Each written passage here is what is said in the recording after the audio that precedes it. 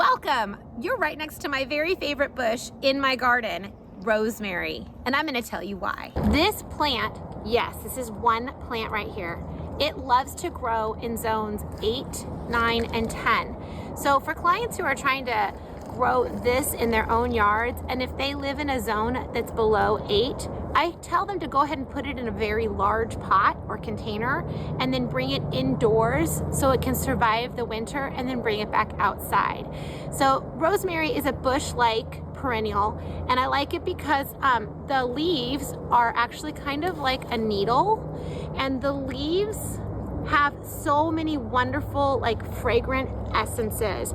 And when I have my son, who is 15 and autistic, since he was a little boy, he would come out to the rosemary bush and he would go ahead and automatically just put these, like, blend it into his hands and then smell it, and he would calm himself down. Now, I never even had to tell him to do that. I started doing it because I'm like, wow, that seems like it smells really good. And then as I learned about what rosemary does for the body, it does so many wonderful benefits, including bringing a calm, bringing a sense of peace. The smell is wonderful. And something I love to do is I love to clip off rosemary branches and then put it in a mason jar in the house without any water in it. And I like to let it dry in a mason jar, and I like to have the smell of it be a part of my kitchen. And when I need it for, like, cooking and some stuff, I can just grab some, especially like for chicken or pork, and I can go ahead and chop it up and add it to whatever I am cooking. It's a wonderful addition. It really helps not only to calm me down in my house, but it also helps my food and it helps my body.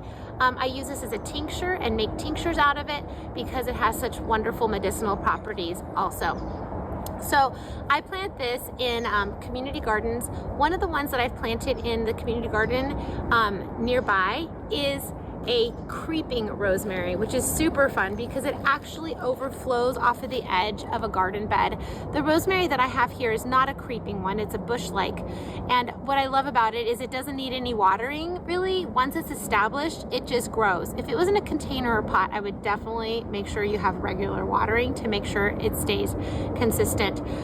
My son took little clippers that are like automatic clippers, and he came out and he just clipped all of this for me. So you'll see quite a bit of the rosemary that has been clipped. He had such a fun time doing that for about 30 minutes with me in the garden. That was a wonderful activity that we had time to do together.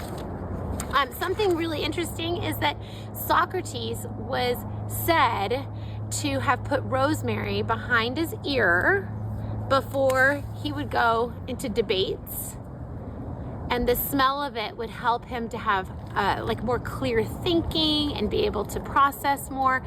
That right now historically is just a story, but I like to remind myself that rosemary in any situation, whether it's outside in nature or I bring it indoors, can be something that is very therapeutic and very calming to the senses for my body, for my family, for my health. Rosemary is such an integral part of any type of garden. It brings wellness to you in so many ways. So if you live in an area that you can't really grow rosemary, put it in a container or pot. Always have this available so that you can use this, the smell, the essence of rosemary, to be a calming effect on you and your family. The Giving Back Garden.